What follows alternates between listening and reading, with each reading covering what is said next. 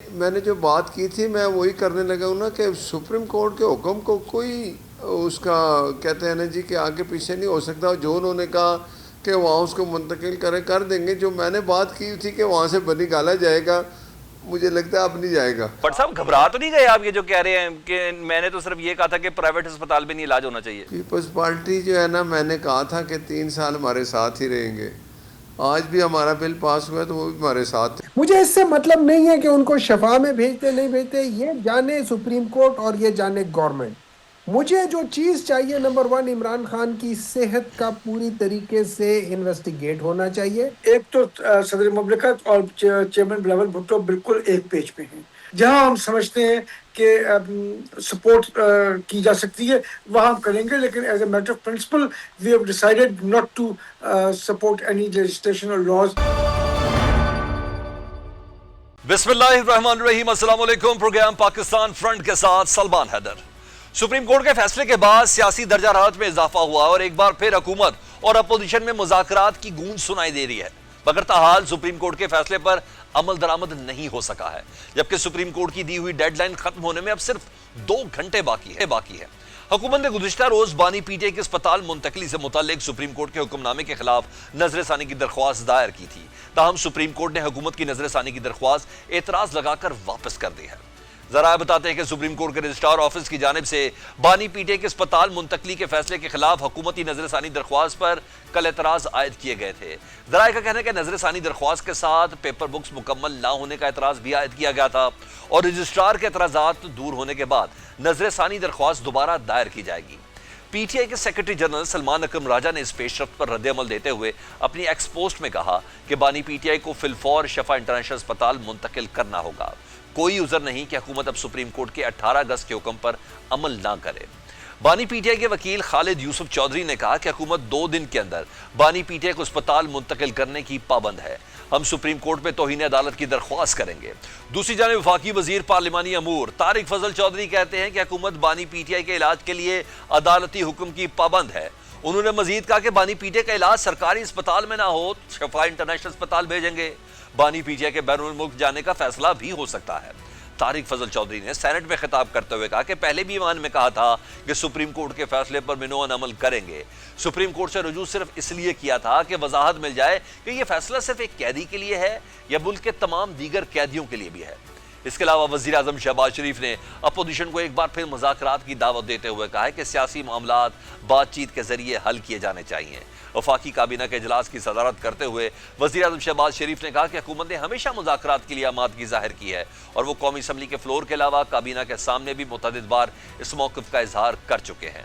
وزیر اعظم نے کہا ہے کہ حکومت مذاکرات کے لیے ہمیشہ تیار رہی, اب دیکھنا ہے کہ اپوزیشن بات چیت کے لیے کتنی جلدی تیار ہوتی ہے. اپوزیشن کے ساتھ جو مکالمہ ہے وہ میں سمجھتا ہوں کہ میں نے ہمیشہ کہا کہ ہم اس کے لیے تیار ہیں بامقصد بات چیت کے لیے. فلور آف دی ہاؤس پہ بھی میں نے کہا, کابینہ میں بھی کہا. آج پھر میں یہ بات دہرانا چاہتا ہوں کہ ایک بامقصد بات چیت کے لیے ہم تیار ہیں اور اس کے لیے میں پھر اس فورم سے اپوزیشن کو انوائٹ کرتا ہوں کہ وہ آئیں, بیٹھ کے بات کریں اور جو معاملات ہیں ان کو بات چیت سے طے کریں تاکہ پاکستان کی معاشی ترقی, جمہوریت کو ہم تقویت دے سکیں. مگر تالی دونوں ہاتھوں سے بچتی ہے. اب ان کے اوپر یہ منحصر ہے کہ وہ کتنی جلدی ایک کنسٹرکٹیو ڈائیلاگ کے لیے تیار ہوتے ہیں. وزیر اعظم کی جانب سے مذاکرات کی دعوت پر رد عمل دیتے ہوئے چیئرمین پاکستان تحریک انصاف بیرسٹر گوہر خان نے کہا کہ حکومت کی جانب سے مذاکرات کی پیشکش ہمیشہ پیشکش تک ہی محدود رہی ہے. میڈیا سے گفتگو کرتے ہوئے بیرسٹر گوہر خان نے کہا کہ وزیر اعظم اگر اس حوالے سے عملی قدم اٹھاتے ہیں تو یہ اچھی بات ہوگی.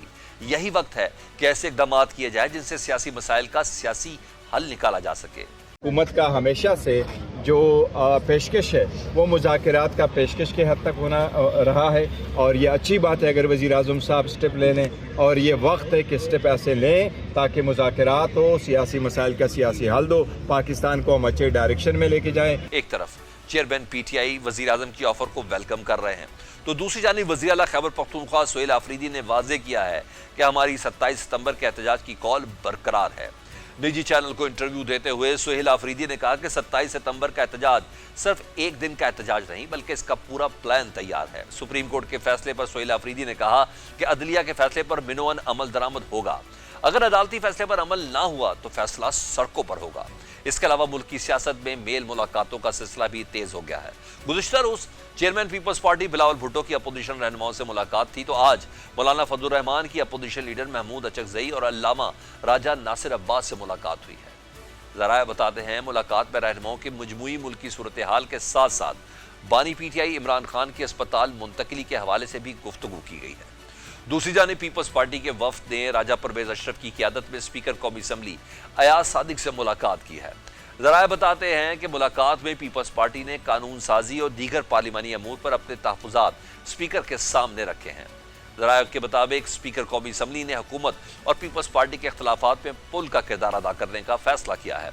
इस सिलसिले में बात कर लेते हैं। सुप्रीम कोर्ट के फैसले को एक साजिश की नज़र से भी देख रहे हैं मुस्लिम लीग नून के सीनियर रहनुमा हैं नासिर भट्ट साहब। नासिर भट्ट साहब, पहले तो ये बता देना, बानी पीटीआई इमरान खान साहब को अस्पताल मुंतकिल करने की डेडलाइन है, अब बस चंद घंटे बाकी हैं, क्या वजह है? अब तक क्यों नहीं सुप्रीम कोर्ट के हुक्म पर ये अब तक अमल दरामद हुआ? बिस्मिल्लाहिर्रहमानिर्रहीम। मेरा ख्याल है सुप्रीम कोर्ट के हुक्म पर अमल दरामद होगा, उसमें टाइमिंग है, और चीज़ें, लेकिन सुप्रीम कोर्ट का हुक्म जो होता है उस पर अमल होगा और मनोहन होगा। आपको साजिश क्यों लग रही है इसमें, ये पहले बताएं। मैंने जो बात की थी मैं वही करने लगा हूँ ना कि सुप्रीम कोर्ट के हुक्म को कोई उसका कहते हैं ना जी कि आगे पीछे नहीं हो सकता। जो उन्होंने कहा कि वहाँ उसको मुंतकिल कर देंगे। जो मैंने बात की थी कि वहाँ से बनी गाला जाएगा, मुझे लगता है अब नहीं जाएगा मेरे बाद। अच्छा, अब आपके बाद, अच्छा आपके उस बयान के बाद नहीं जाएगा, लेकिन साजिश आपको अभी भी लग रहा है कि जैसे नवाज शरीफ साहब के खिलाफ हुई है? नहीं, मैंने बस यही कहा ना, जो बात की थी कि ये जो है साजिश की बात मैंने इसलिए की कि हॉस्पिटल प्राइवेट होना चाहिए, कोई नहीं जाते हैं सरकारी हॉस्पिटल में। तो अब सुप्रीम कोर्ट ने हुक्म है, मैंने हुकूमत ने एक अपील भी दायर की हुई है, उस पर कोई एतराज़ अगर ना होगा फिर सुप्रीम कोर्ट का जो हुक्म है वो माना जाएगा और उसको वहाँ भेजा जाएगा, फिर उसके टेस्ट होंगे। बट साहब, घबरा तो नहीं गए आप ये जो कह रहे हैं कि मैंने तो सिर्फ ये कहा था कि प्राइवेट अस्पताल में नहीं इलाज होना चाहिए? भाईजान, मैं तो घबराने वाला हूँ ही नहीं, जो बात कह रहा हूँ वही है। वो जाएंगे अभी हॉस्पिटल का। आपने कहा सुप्रीम कोर्ट का हुक्म नहीं माना जा रहा, मैंने कहा वो माना जाएगा, मनोअन। ठीक है। अच्छा, ये जो तलाल चौधरी साहब, राना सनाउल्लाह साहब कह रहे हैं, बार बार कह रहे हैं, तो इसलिए हम हमें शक गुजर रहा है कि हमारा वन पेज कायम है। सर, अगर वन पेज कायम है तो फिर साजिश वाला आंसर तो नहीं होना चाहिए ना? देखे ना, मैंने यही बात की है ना कि वो जो राना सनाउल्लाह साहब कह रहे हैं ठीक कह रहे हैं। देखे ना, हमने कहा वो लोग जो पाकिस्तान था, अब पाकिस्तान की हमारी खारजा पॉलिसी कहाँ चली गई। हम प्राइम मिनिस्टर साहब की वो हदायत पे जब खारजा पॉलिसी बनी, अपना इसहाक डार साहब ने उस पर अमल किया, फिर हिंदुस्तान ने जब हमला किया तो फिर आर्मी चीफ जो अभी फील्ड मार्शल हैं उनको कहा कि करें, इनको जवाब दें, बनाए, एक स्ट्रेटजी बनाई, अब दुनिया में मानती है, सब कुछ ठीक है। मैं तो ये कह रहा हूँ कि हम तो इंशाल्लाह एक पेज पे मैं उसकी बात करता हूँ कि वो जो अंदर बैठा हुआ है तो वो साजिशें करता है, तो अब उसकी साजिशें कामयाब नहीं होंगी। वो मुझे यही है कि ये समझ रहा था यहाँ से फिर बनिगाला जाऊँगा और फिर वहीं ठहरूँगा। इसमें यहाँ अगर आएगा 4 दिन रहेगा, 3 दिन सीधा अस्पताल जाएगा। अच्छा, आपका इशारा इमरान खान साहब की तरफ था कि वो साजिश कर रहे हैं, तो और किसकी, मैं उसी की कह रहा हूँ। अच्छा, दूसरा ये बताएं, पीपल्स पार्टी के भी बड़े तहफ़्फ़ुज़ात हैं, बिलावल साहब भी आजकल अपोजिशन रहनुमाओं से मुलाकातें शुरू कर दी हैं, तो पीपल्स पार्टी भी कहीं कोई ऐसी करवट बदल रही है, किसी साजिश में शामिल है? पीपल्स पार्टी जो है ना, मैंने कहा था कि 3 साल हमारे साथ ही रहेंगे। आज भी हमारा बिल पास हुआ तो वो भी हमारे साथ थे। तो पीपल्स पार्टी ये माने कि वो हमारे साथ है, पता नहीं वो क्यों ये बातें करते हैं जी कि हुकूमत इनकी है, हमारी नहीं है। भाई हम इकट्ठे हैं, सदर वो हैं, वज़ीर-ए-आज़म अपना चेयरमैन सेनेट उनका है, चेयरमैन सेनेट आप चेयर कर रहे थे, आज बिल है वो भी पास हुआ है, उन्होंने हमारा साथ दिया है। तो हुकूमत की कहते हैं ना कि बेहतरी के लिए कुछ चीज़ें आती हैं। तो आसिफ अली जरदारी है, ये बिलावल भुट्टो, कभी देखे ना 26वीं 27वीं तरमीम में उन्होंने अच्छा रोल अदा किया, उन्होंने लीड किया कि नहीं इसको ठीक करते हैं, पीटीआई को साथ बात करते हैं, मौलाना साहब के साथ बात करते हैं। तो वो जब आज़ाद कश्मीर का इलेक्शन था या गिलगित बल्तिस्तान का, وہاں وہ شور ڈالتے رہے تو چلے، وہ ہوتا ہے کہ انہوں نے اپنا الیکشن لڑنا ہے، ہم نے کل بھی کوئی الیکشن ہوگا تو ہم ایک دوسرے کے خلاف لڑیں گے، لیکن رہیں گے وہ ہمارے ساتھ ہی، ہم نے 3 سال کٹھے گزارنے۔ ٹھیک، بہت شکریہ لیگ نون کے سینیٹر ناصر بٹ صاحب، جن کو سازش کا عنصر اب کم از کم نظر نہیں آ رہا۔ مزید بات کر لیتے ہیں پاکستان پیپلز پارٹی کے سینئر رہنما ہیں سینیٹر سرمد علی صاحب، پاکستان تحریک انصاف سے ہمایوں محمود صاحب ہمارے ساتھ ہوں گے۔ سب سے پہلے سینیٹر ہمایوں محمود صاحب سے بات کر لیتے ہیں۔ ہمایوں محمود صاحب، حکومت کی نظر ثانی کی درخواست تو سپریم کورٹ نے واپس کر دیا ہے، مگر حکومت بضد ہے کہ پرائیویٹ اسپتال میں علاج کا کوئی حکم نہیں ہے ہمارے پاس۔ طارق فضل چودھری صاحب نے بھی کہا ہے کہ عمران خان صاحب کا علاج سرکاری اسپتال میں نہ ہو تو کم از کم صفا انٹرنیشنل اسپتال بھیجیں گے ضرور۔ ساتھ یہ بھی کہہ رہے ہیں کہ ان کو بیرون ملک بھیجے جانے کا بھی فیصلہ ہو سکتا ہے، کیا کہیں گے اس پہ؟ بسم اللہ الرحمن الرحیم، ایاک نعبد و ایاک نستعین۔ دیکھیں اس طرح ہے کہ اگر آپ مجھ سے پوچھیں، جب ہم یہ پرائیویٹ اور گورنمنٹ کے ہاسپٹلس کی بات کرتے ہیں تو ضیاء الدین میں زرداری صاحب بھی رہ چکے ہیں۔ جب یہ 2019 میں جب آپ کا جو گھر ہے، یہ کون سی جگہ جہاں پہ نواز شریف صاحب ہیں، جاتی عمرہ، جاتی عمرہ، اگر اس کو ہاسپٹل ڈکلیئر کیا جا سکتا ہے اور یہ ان کو ڈائریکٹ سروسز ہاسپٹل سے وہاں پہ بھیج دیا جائے اور وہاں سے لندن بھیج دیا جائے تو پھر کچھ بھی ہو سکتا ہے۔ اچھا، پھر اس میں یاد رکھنا کہ 2019 میں شاید خاقان عباسی صاحب کا جب پیمز میں ان کا میرے خیال میں ہرنیا کا آپریشن کی بات ہوئی تھی تو انہوں نے شفا سے کروا لیا تھا۔ اچھا، اس کے بعد عاصم حسین صاحب 2015-16 میں ان کا بھی پرائیویٹلی ہوا تھا، شرجیل میمن صاحب کا بھی پرائیویٹلی ہوا تھا، تو وہاں اپنی جگہ پر ہے، اور لندن بھی میرے خیال میں پرائیویٹلی ہے۔ میرے لحاظ سے اگر آپ مجھ سے پوچھیں، مجھے اس سے مطلب نہیں ہے کہ ان کو شفا میں بھیجتے نہیں بھیجتے، یہ جانے سپریم کورٹ اور یہ جانے گورنمنٹ۔ مجھے جو چیز چاہیے، نمبر 1، عمران خان کی صحت کا پوری طریقے سے انویسٹیگیٹ ہونا چاہیے۔ ان کو میرے لحاظ سے 2-3 دن ہاسپٹل میں کم از کم سٹے ہو، تاکہ ان کو پوری طریقے سے ایک ٹرشری کیئر میں 5-6 مختلف ایک ہی جو ہارٹ اور میڈیکل اسپیشلسٹ ہیں، وہ 3-4 لوگ ان کو ایگزامن کر کے ایک کنسنسس لے کر آئے۔ اس پورے پروسیس میں فیصل سلطان کا ہونا بہت ضروری ہے، اور عمران خان کے جو ڈاکٹرز کا پرائیویٹ، تاکہ ان کا پتہ چلے کہ ہاں جو چیز ہو رہی ہے وہ واقعی وہی جو لکھ رہے ہیں وہی ہو رہی ہے یا نہیں ہو رہی ہے۔ That is all my concern. ٹھیک، میرا کنسرن ہے عمران خان کی صحت۔ مجھے اس سے مطلب نہیں ہے کہاں ہوتا ہے کہاں نہیں ہوتا ہے، یہ مسئلہ سپریم کورٹ کا ہے، لیکن اس ریویو پٹیشن کی وجہ سے ڈیلیز نہیں ہونی چاہیے۔ کیوں؟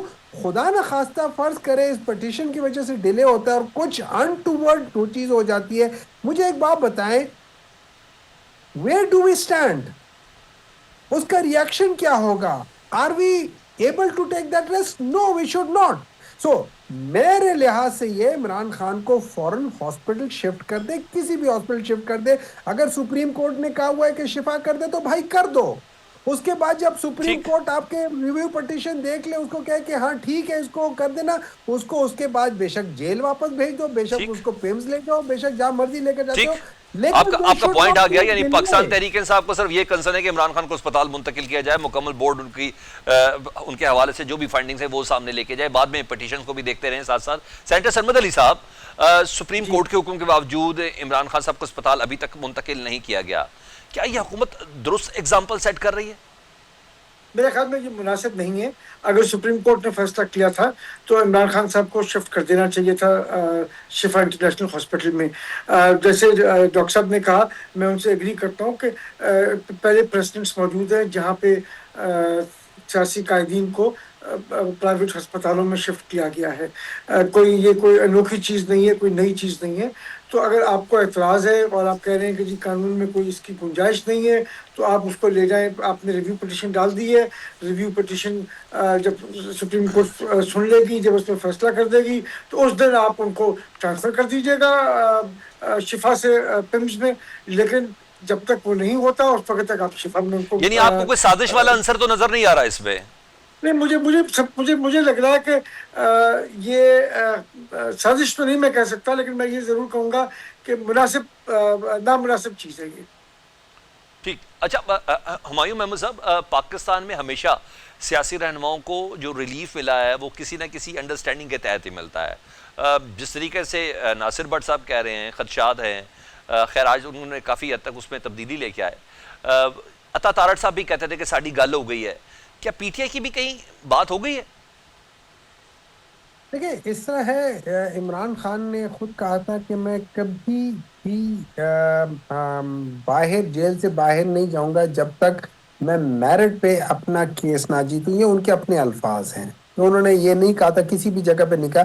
اور 3 سال سے اگر انہوں نے ڈیل کرنی ہوتی، 3 سال بہت ٹائم ہوتا ہے، انسان اس کو اس دوران میں کر لیتا ہے. لیکن یہ یاد رکھیں کہ جب میاں نواز شریف صاحب کا پرابلم ہوا تھا تو عمران خان کا وہ ٹویٹ ہے میرے خیال میں 2019 نومبر کا ہے، جس میں انہوں نے لکھا ہوتا ہے کہ differences rest aside I have instructed all the government کیا کہہ سکتے ہیں functionaries کہ there should be no politics on Mian Nawaz شریف's health.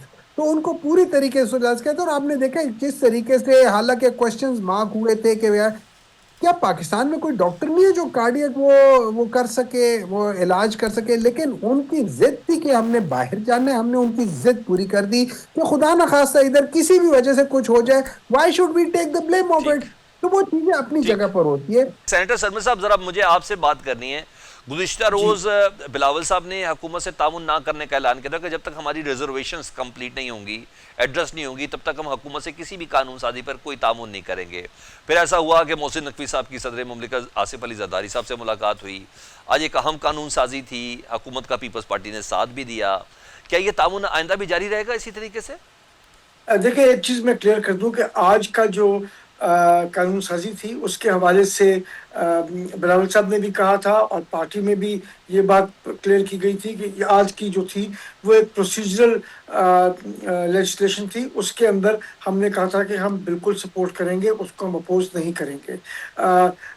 ہم نے پرسوں جو لیجسلیشن تھی جو اور اس سے پہلے جو لیجسلیشن تھی اس کے اندر آپ دیکھ لیں قومی اسمبلی میں بھی ہم نے اپوز کی، سینٹ میں ہم باہر چلے گئے اور ہم نے جب کورم پوائنٹ آؤٹ کیا تو اس کے باوجود جو ہمارے دوست منظور کاکڑ صاحب پریزائڈ کر رہے تھے انہوں نے وہ بل پاس کرا دیا. آلدو وہ جو بل تھا وہ اس پہ کورم ہم نے پوائنٹ آؤٹ کیا تھا. ہمارے پیچھے کے دوست ہمیں کہہ رہے تھے کہ کورم پوائنٹ آؤٹ نہ کریں. یہ شاید اس وقت تیار تھے کہ یہ بل پاس ہو جائیں، لیکن ہم نے کورم پوائنٹ آؤٹ کیا، اس کے باوجود وہ بل پاس ہو گیا. میرے خیال میں 11 ووٹ سے یا 12 ووٹ سے وہ بل تھے ممبر پریزنٹ ہاؤس میں. جب وہ بل پاس ہوا تو اس بل کی کیا وقت ہوگی جو 12 ممبران کے ووٹ سے پاس ہوا ہو. ہاں تو جتنے بھی لیجسلیشن ہے، جو بھی لیجسلیشن ہے اس کے حوالے سے تعاون نہیں کریں گے. جو بھی ہمارے پاس بلز آئیں گے ہم ان کو پہلے دیکھیں گے، اور اگر کوئی چیز ایسی ہوگی جہاں ہم سمجھتے ہیں کہ سپورٹ کی جا سکتی ہے وہاں ہم کریں گے. لیکن as a matter of principle we have decided not to support any legislation اور لاز بینگ ٹیبلڈ ظاہری بات ہے اہم ملاقاتیں ہو رہی ہیں تو اس کو ایک عام ملاقات تو نہیں تصور کریں گے نا. محسن نقوی صاحب کی جو ملاقات ہوئی آصف جی علی بالکل، زرداری کے بعد، وزیر داخلہ ہیں ملک کے، ان کی ملاقات ہوئی ہے صدر پاکستان سے بہت، اور وہ obviously آپ کو پتہ ہے جب ملاقات ہوتی ہے تو وہ جو رول پلے کر رہے ہیں ایران کے ساتھ ریلیشن شپ میں اس کے حوالے سے بھی وہ صدر مملکت کو بریف کرتے ہیں. اس کے علاوہ جو ملک میں لا اینڈ آرڈر کی سچویشن ہے مختلف علاقوں میں اس کے حوالے سے بھی صدر مملکت کو وہ بریف کرتے ہیں. تو صدر مملکت کو انفارم کرنا ایک کانسٹیٹیوشنل ڈیوٹی ہے تمام وزراء کی اور وزیر اعظم کی. تو وہ کوئی انوکھی چیز نہیں ہے. It is his responsibility to brief the president and to keep the president informed. All right. اچھا ہمایوں محمد صاحب، بانی پی ٹی آئی سے ملاقات ہو گئی، پاکستان تحریک انصاف کی بہت بڑی شرط تھی ہے اور سپریم کورٹ نے اسپتال منتقل کرنے کا بھی فیصلہ کیا. اب صرف یہ ہے کہ شفقہ انٹرنیشنل یا سرکاری اسپتال ابھی تھوڑی دیر میں معلوم اس کا بھی پتہ چل جائے گا.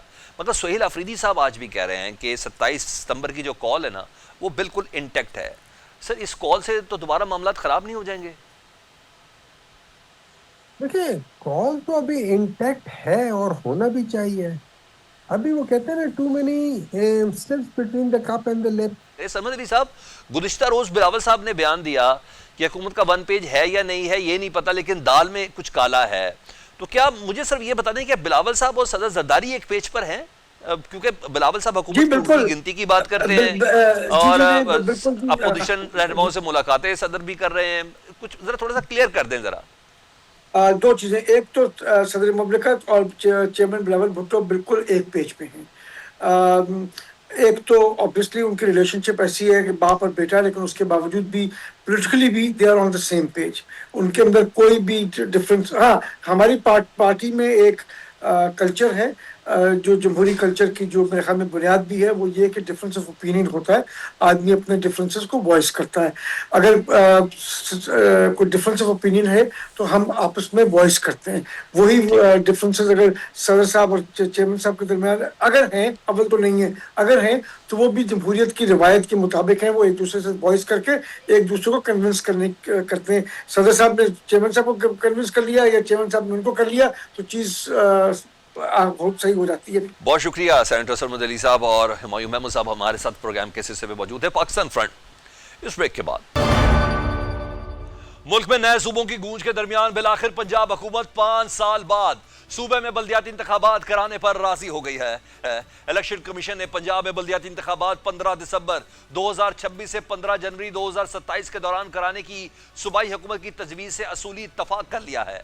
Chief election commissioner Sikandar Sultan Raja की सदारत में पंजाब में मुकामी हुकूमतों के इलेक्शन की तारीख मुकर्रर करने के हवाले से इजलास हुआ, जिसमें इलेक्शन कमीशन को पंजाब में हल्का बंदियों का अमल मुकम्मल होने से मुतालिक ब्रीफिंग दी गई. इस मौके पर chief election commissioner Sikandar Sultan Raja का कहना था कि आइन के आर्टिकल A140 के तहत बल्दियाती इंतखाबात का इनकाद आइनी तकाजा है. इलेक्शन एक्ट के तहत मकामी हुकूमतों की मुद्दत खत्म होने के 120 दिन के अंदर इंतखाबात करवाना इलेक्शन कमीशन की जिम्मेदारी है. वजीर लोकल गवर्नमेंट पंजाब ज़िशान रफीक ने कहा कि वजीर आला पंजाब सूबे में बल्दियाती इंतखाबात करवाने के लिए पुरज़्म हैं. इंतखाबात के इनकाद और मुनासिब वसाइल की फराहमी के लिए वक्त दरकार है. ज़िशान रफीक ने कहा कि इम्तिहानात और धुंध की सूरत हाल को मद्देनजर रखते हुए 15 दिसंबर से 15 जनवरी की तारीख तजवीज़ की गई है. चीफ सेक्रेटरी पंजाब ने कहा कि सूबाई हुकूमत मरलावार बल्दियाती इंतखाबात करवाना चाहती है. इलेक्शन कमीशन ने मरलावार इंतखाबात से मुतालिक पंजाब हुकूमत से जल्द प्लान तलब कर लिया है. पंजाब में बल्दियाती हुकूमतों की मुद्दत 31 दिसंबर 2021 को खत्म हुई. इस दौरान पंजाब में बल्दियाती कवानीन में मुतादिद बार तब्दीलियां की गई, मगर बिलाखिर अब सूबाई हुकूमत पंजाब में बल्दियाती इलेक्शन करवाने पर राजी हो गई है. मुल्क में नए सूबों की गूंज के दौरान एकदम से पंजाब हुकूमत 5 साल बाद बल्दियाती इंतखाबात करवाने जा रही है. इस पर बात कर लेते हैं. ज़िशान रफीक साहब, सूबाई वज़ीर बल्दियात हमारे साथ हैं. ज़िशान साहब, पंजाब हुकूमत तकरीबन 5 साल बाद ये बल्दियाती इंतखाबात करवाने के लिए तैयार हुई है.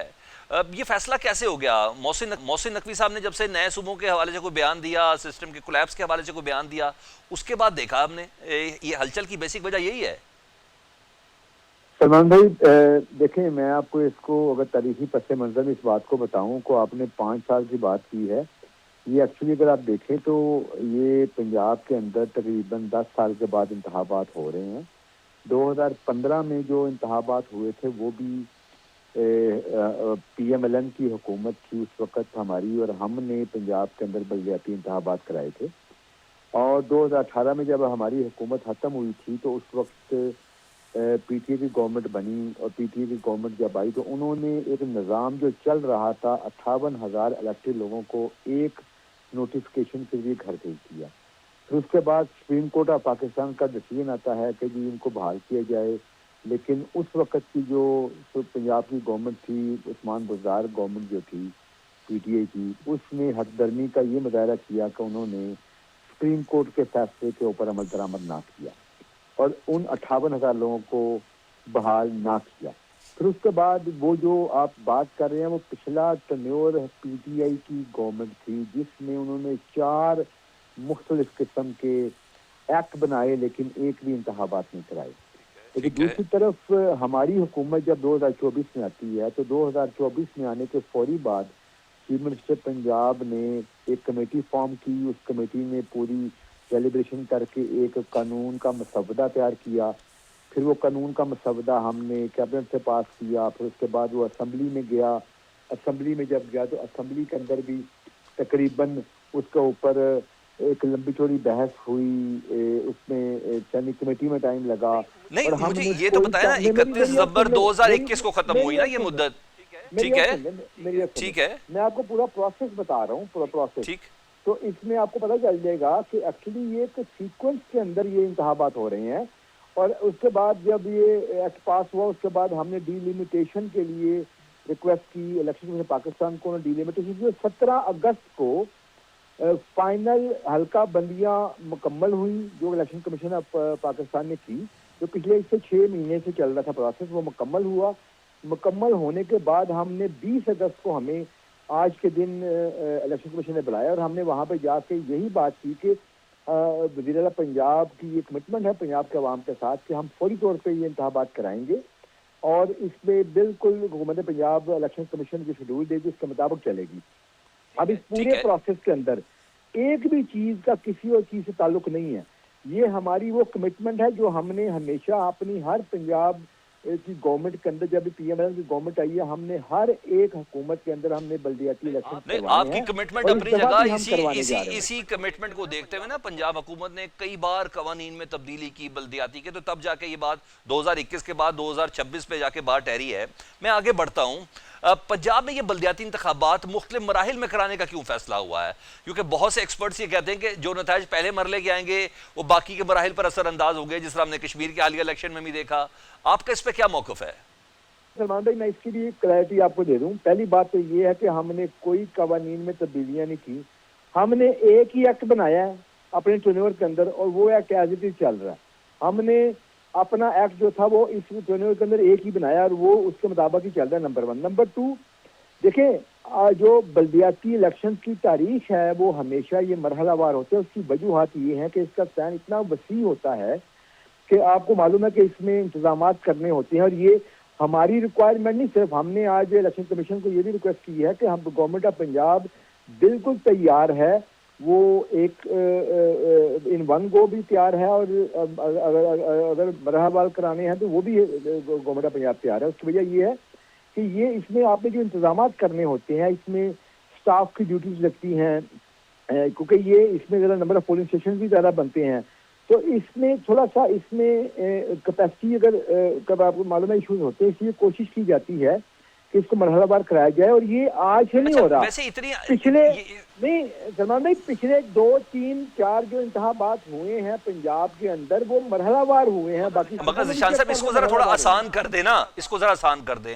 جب عام انتخابات پورے پاکستان میں چاہے صوبائی ہوں قومی ہوں ایک ساتھ ہو سکتے ہیں، یہ اچانک سے کیا معاملہ شروع ہوا؟ اس کو ایڈریس کریں، کیوں غیر جماعتی انتخابات کروائے جا رہے ہیں؟ کوئی ڈر تو نہیں ہے، کوئی گھبراہٹ تو نہیں ہے کہ عوام میں کوئی مقبولیت کم ہو گئی آپ لوگوں کی؟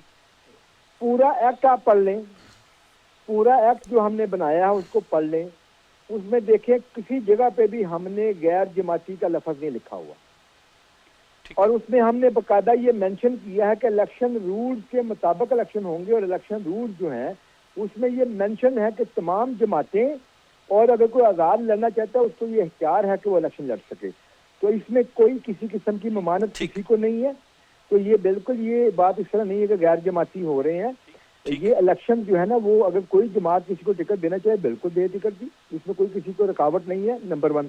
نمبر 2، جو آپ نے بات کی ہے الیکشن، بلدیاتی الیکشن کی ایک تاریخ ہے، اور وہ ہم یہ فیصلہ الیکشن کمیشن پاکستان نے کرنا ہے کہ وہ اس کو سٹیجز میں کرانا چاہتے ہیں یا ان ون کو کرانا چاہتے ہیں۔ ہم ان ون کو کے لیے بھی تیار ہیں، ہم سٹیجز میں بھی تیار ہیں۔ بہت شکریہ وزیر بلدیات پنجاب ذیشان رفیق صاحب ہم سے بات کر رہے تھے، گفتگو میں شامل کر رہے تھے قمر دلشاد صاحب سابق چیف سیکرٹری الیکشن کمیشن سے، تاکہ مزید ان سے تھوڑی ڈیٹیل حاصل کی جا سکے۔ قمر دلشاد صاحب، پنجاب میں حکومت بالآخر 5 سال کے بعد بلدیاتی انتخابات کروانے کے لیے تیار ہوئی ہے، مگر یہ انتخابات مرحلہ وار کرانے پر اتفاق ہوا ہے، کیا یہ درست فیصلہ؟ کیونکہ بہت سے ایکسپرٹس کہتے ہیں کہ یہ کشمیر الیکشن کا ریپلے ہوگا، یعنی پہلا مرحلہ الیکشن کے باقی مرحلوں پر اثر انداز ہوگا۔ آپ کی کیا رائے ہے؟ دیکھیں، یہ بڑی خوشائند بات ہے کہ تقریباً 5 سال کے بعد پنجاب گورنمنٹ جو ہے وہ لوکل گورنمنٹ کے انتخابات کروانے پر رضامند ہوئی، حالانکہ الیکشن کمشنر نے بار بار ان کو تنبیہ بھی کی، وارننگ بھی دی کہ آپ اس پر اپنا قانون سازی کریں، تو لیکن انہوں نے ان کی قانون سازی کرنے میں 5 سال لگا دیے۔ لیکن اب بہتر طریقہ ہے، اپنے حلقہ بندیاں بھی ہو گئی ہیں، اور یہ انتخابات کی عمل جو ہے شروع ہو جائے گا 15 دسمبر اور 15 جنوری کے درمیان میں۔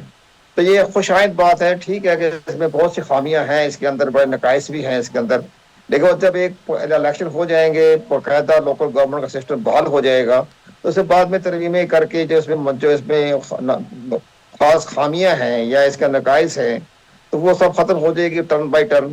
لیکن ایک بڑی، جیسے آپ نے فرمایا ہے کہ یہ لوکل گورنمنٹ کے الیکشن جو بائی مرحلہ وار کروا رہے ہیں، تو یہ کوئی نئی بات نہیں ہے۔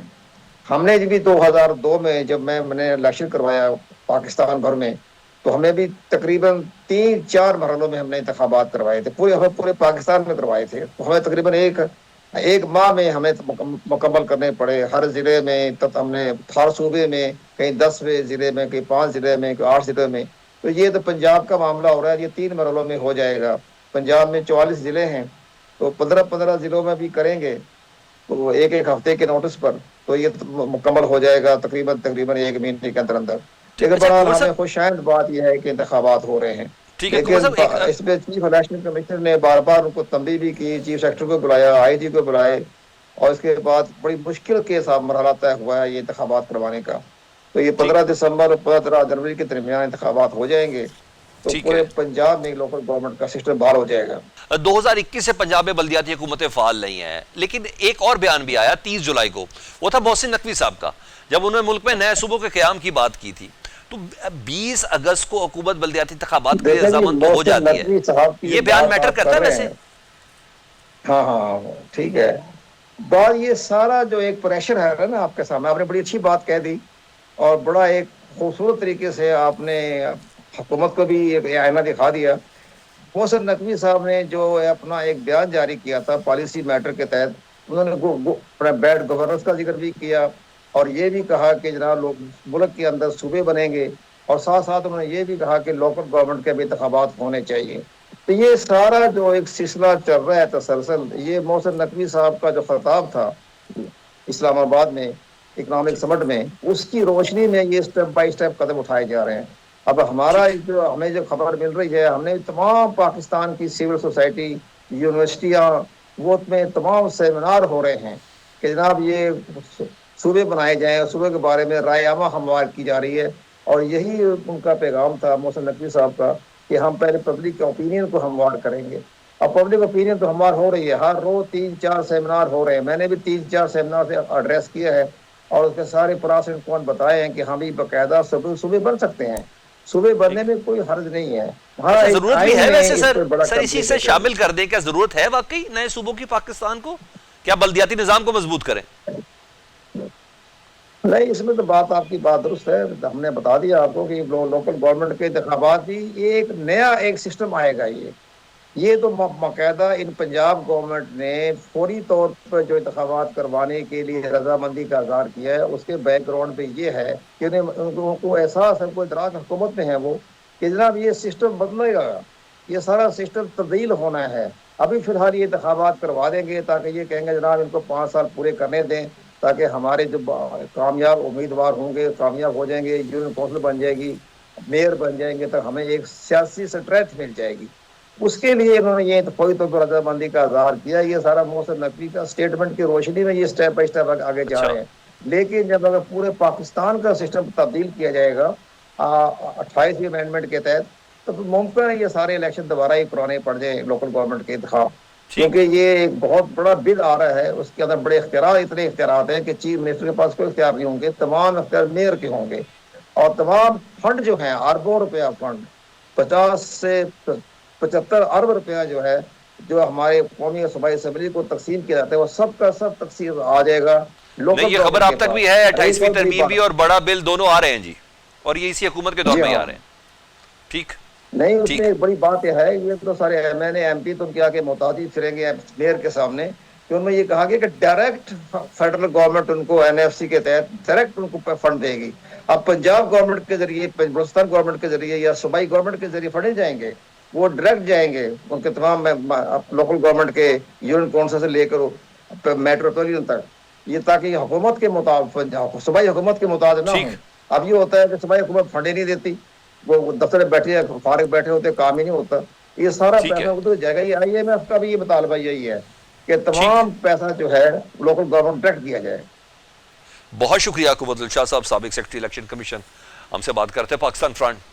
इस ब्रेक के बाद अमेरिका और ईरान के दरमियान जंग को तकरीबन 6 माह हो चुके हैं, और अब तक ना तो अमेरिका को अपने अहदाफ हासिल हुए और ना ही कोई सफारती रास्ता निकला है। यही वजह है कि सदर ट्रंप का सब्र अब जवाब देने लगा है, और उन्होंने मायूसी का शिकार होकर ईरान के खिलाफ मुआशी जंग भी छेड़ दिया है। صدر ٹرمپ نے ایران کے ساتھ دینے والے یا اسے کسی بھی قسم کی معاشی اور مالی امداد فراہم کرنے والے ہر ملک کو سنگین معاشی نتائج کی کھلی دھمکی دی ہے۔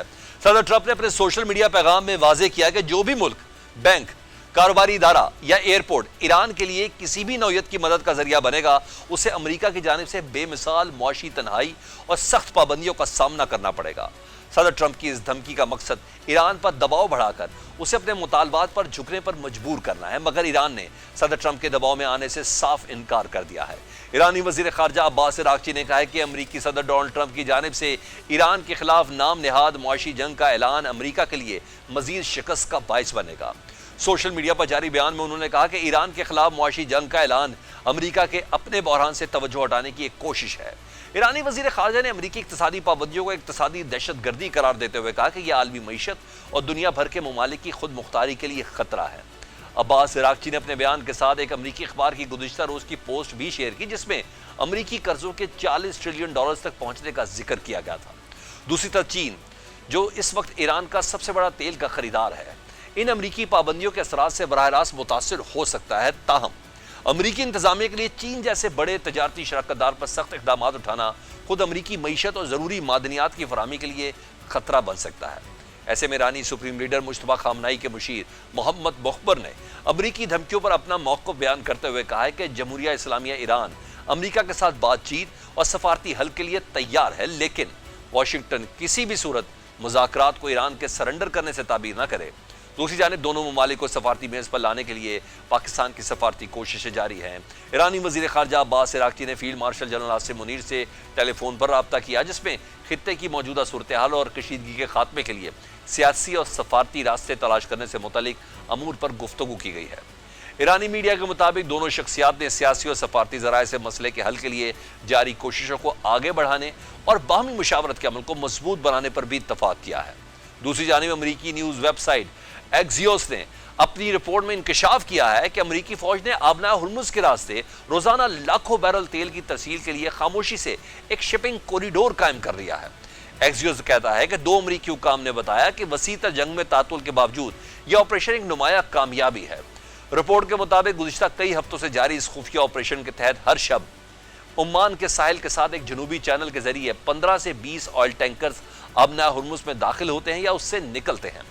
حکام کے مطابق اس وقت روزانہ تقریباً 1 کروڑ بیرل تیل، جو جنگ سے پہلے کے حجم کا لگ بھگ نصف ہے، آبنائے سے باحفاظت نکال کر عالمی توانائی مارکیٹ میں شامل کیا جا رہا ہے۔ ویب سائٹ کے مطابق یہ پیش رفت محض آئل ٹینکرز کو حفاظتی حصار میں آبنائے ہرمز سے باہر نکالنے تک محدود نہیں ہے، بلکہ امریکی فوج خالی ٹینکرز کو بحیرہ عرب سے آبنائے ہرمز کے راستے خلیج میں داخل ہونے اور خطے کے ممالک سے تیل بھرنے اور پھر باحفاظت باہر نکلنے بھی مدد فراہم کر رہی ہے۔ ویب سائٹ کہتی ہے کہ اس آپریشن کے نتیجے میں ایران کی جنوبی چینل میں بحری ٹریفک کو مانیٹر کرنے کی صلاحیت نمایاں حد تک کم ہو چکی ہے، اور ایرانی فورسز جہازوں کے متوقع راستوں کی جانب محض اندازے سے ڈرونز اور کروز میزائل داغ رہے ہیں۔ یہ جہاز ایرانی حملوں کا نشانہ بنے ہیں، لیکن زیادہ تر حملوں کو امریکی فوج نے ناکام بنا دیا ہے۔ پاکستان فرنٹ سے سلمان حیدر کو اجازت دیجیے، اللہ حافظ۔